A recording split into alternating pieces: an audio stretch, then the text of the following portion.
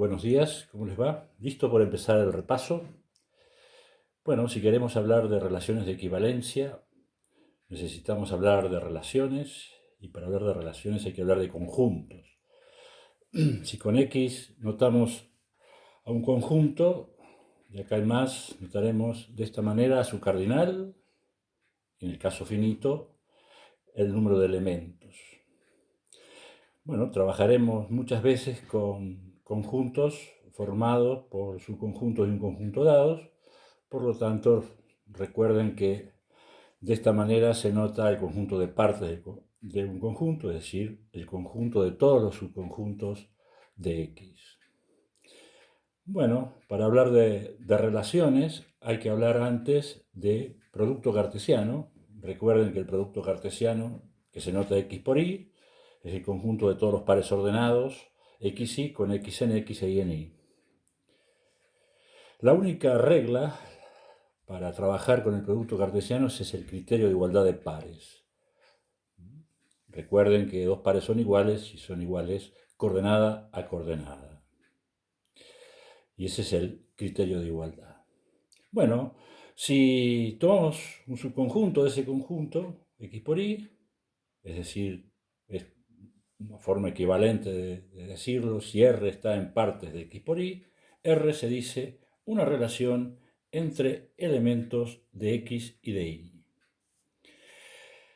Si X y Y están en R, se nota habitualmente X está XRY y decimos que X está relacionado con Y. Caso contrario, tachamos de la manera habitual y decimos que X no está relacionado con Y.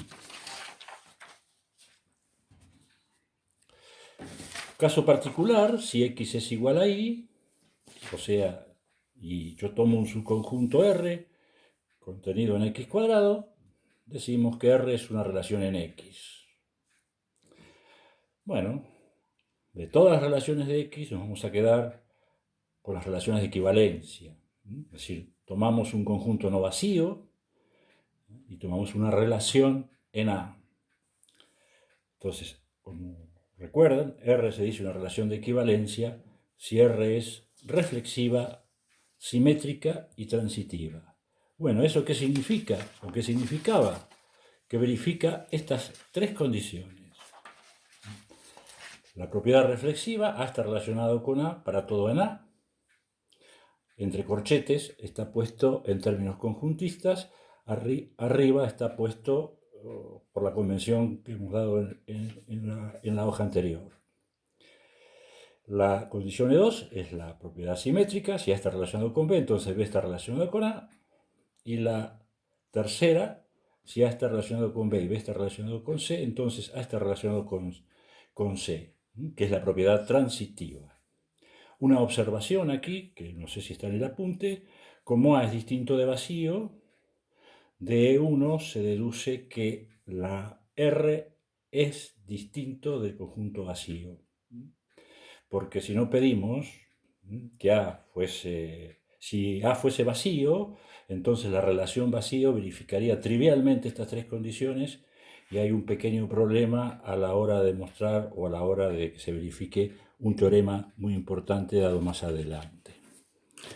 Bueno, dos conjuntos importantes dada una relación de equivalencia en A. Bueno, primero, lo que es una clase de equivalencia. Como siempre, tomo un conjunto no vacío, A en A y R una relación de equivalencia definida en A. Bueno, la clase de elemento A, que se nota así, o, como está aquí entre paréntesis, A con una barrita, son todos los elementos de A que están relacionados con X. Y eso se llama la clase de A o la clase de equivalencia del elemento A. Ahora, un resultado importante, no recuerdo en qué lugar está aprobado el apunte, capaz que doy cosas en distinto orden. Si yo doy dos elementos de A, lo que se verifica es que dos clases son iguales si y solo si A está relacionado con B. Esto es un resultado muy sencillo y fundamental, porque si yo niego esto, estoy diciendo que A no está en relación con B si las clases son, sí y solo si las clases son distintas. Bueno, pero la propiedad de 3, la propiedad transitiva, me permite decir algo mucho más fuerte. Nos permite decir que si A y B no están relacionados, eso se verifica sí y solo si, no solamente que las clases sean distintas, sino que las clases sean disjuntas. Entonces, el primer conjunto que anda en juego allí es la clase de equivalencia de un elemento A. El segundo conjunto, por el que vamos a trabajar, es el conjunto cociente, que recuerden, se nota A sobre R. Bueno, un conjunto, ¿cuáles son sus elementos? Hay que saberlo. Y lo decimos en palabras. Los elementos son las clases de equivalencia distintas determinadas por R en A. Fíjense el subrayado de distintas. Y lo definimos en palabras porque hay en ciertos textos figura se escribe simbólicamente, pero puede llegar a dar lugar a confusión. Entonces, los elementos de A sobre R son las clases de equivalencia distintas determinadas por R en A. Entonces, como ese es un conjunto cuyos elementos son subconjuntos de A, claramente el conjunto cociente está contenido en partes de A. Bueno, entonces, las clases de equivalencia, dada una relación, puede tener un número finito de elementos, es decir, puede existir un número finito de clases de equivalencia o un número infinito de clases de equivalencia. Ahora, si el número es finito, A sobre R lo podríamos escribir por extensión, enumerando todos sus elementos. Pero, si es infinito, para describir correctamente el conjunto cociente necesitamos lo que se llama un conjunto de representantes. También el conjunto de representantes, en el apunte creo que lo definí más adelante, pero conviene definirlo acá. Entonces, todo conjunto de representantes I de la relación R definida es un subconjunto de A formado por un único elemento de cada clase de equivalencia de A sobre R. Eso es importante. Todo conjunto de representantes I de la relación R definida en A es un subconjunto de A formado por un único elemento de cada clase de equivalencia de A sobre R. No son únicos los conjuntos de representantes, pero uno elige el que permite describir mejor al conjunto cociente y correctamente el conjunto cociente. Entonces, eso es importante hallarlo muy bien cuando uno calcula las clases de equivalencia. Bueno, ahora vendrían ejemplos varios que hay en las notas, pero un ejemplo fundamental es la congruencia módulo n. La congruencia módulo n, donde es interesante el ejercicio 3, hacerlo con cuidado de la práctica, porque con el conjunto cociente correspondiente vamos a trabajar durante todo el cuatrimestre.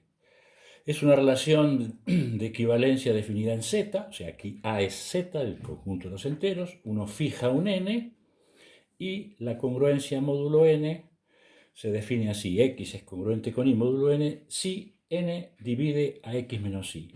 Otra forma de abreviar esto es esta expresión con la que también trabajaremos. Acá la definí en términos de divisibilidad de enteros, pero en el apunte, depende de lo que uno quiera hacer, en el apunte esto equivale a decir que x menos y es k por n con un k entero. Bueno, la congruencia módulo n es una relación de equivalencia. Ustedes le van, como decía antes, buscar un montón de propiedades. Y bueno, como n divide x menos y, sí, solo sí, menos n divide x menos y, por una de las propiedades de divisibilidad que se ven en elementos de álgebra, entonces basta considerar n mayor o igual que 0. Bueno, entonces veamos los casos.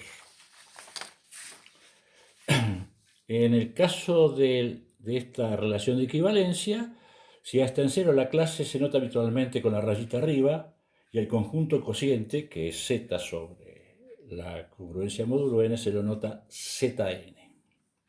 Bueno, si n es 0, la congruencia módulo 0 sencillamente es la igualdad, porque el único par, los únicos enteros tal que el 0 divide x menos y es el caso en que x es igual a y. Entonces, para el caso n igual 0, la relación de equivalencia es la congruencia módulo 0 es la igualdad.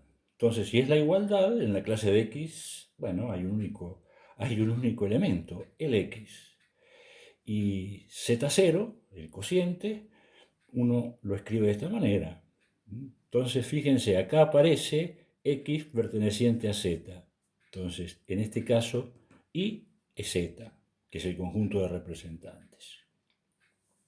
Si n es 1, la definición me está diciendo que x es congruente con y módulo 1, si y solo si 1 divide a x menos y. Cosa que, dado x, sucede para todo y. Por lo tanto, lo que pasa es que la congruencia, existe una única clase de equivalencia. Dado un x, están todos relacionados con él. Entonces, uno tiene que decir, cualquier elemento, cualquier entero, formaría un conjunto de representantes. Bueno, uno toma habitualmente el 0. Entonces, la clase del 0 es z. O sea que z1, el conjunto cociente, está formado por una única clase de equivalencia, que es formada por este conjunto de los enteros. Bueno, en general, si n es mayor que 0 y x entero, bueno, ponemos lo que dice la definición. En la clase de un x son los y en z tal que n divide a x menos y. Bueno, y está para probar en la práctica, está probado en el apunte del doctor Abad, que son los y tal que x e y tienen igual resto al ser divididos por n. Bueno, como los posibles restos de la división por n son 0, 1 y n menos 1, entonces esos son los candidatos a formar el conjunto de representantes. Entonces considero como y al conjunto 0, 1 hasta n menos 1. Por lo tanto, Zn, el conjunto cociente, de z por la congruencia, está formado por la clase del 0, la clase del 1 y la clase del n menos 1. Bueno, un ejemplito. Supongamos que n es 5, por lo tanto z5 está formado por 5 clases de equivalencia, la clase del 0, la clase del 1, la clase del 2, y la clase del 3 y la clase del 4. Entonces, si yo doy un entero y quiero saber en qué clase está de esas 5, por lo que hemos visto recién, por ejemplo, si yo tomo nuestro bendito 2020, como yo hago la división, 20 dividido 5, el cociente es 404 y el resto es 0. Por lo tanto, la clase del 20 es igual a la clase del 0. Entonces, otro ejemplito. Si x es, por ejemplo, 3422, hago la división, 3422 me da cociente 684 y el resto 2. Por lo tanto, la clase del 3422 es igual a la clase del 2. Bueno, con estos conceptos, que hay algunos conocidos, o casi todos conocidos, vistos en elementos de álgebra, uno puede empezar a trabajar en la práctica y resolver los primeros cuatro ejercicios. Bueno, nos vemos mañana en la segunda clase de relaciones de equivalencia, que es parte de este repaso.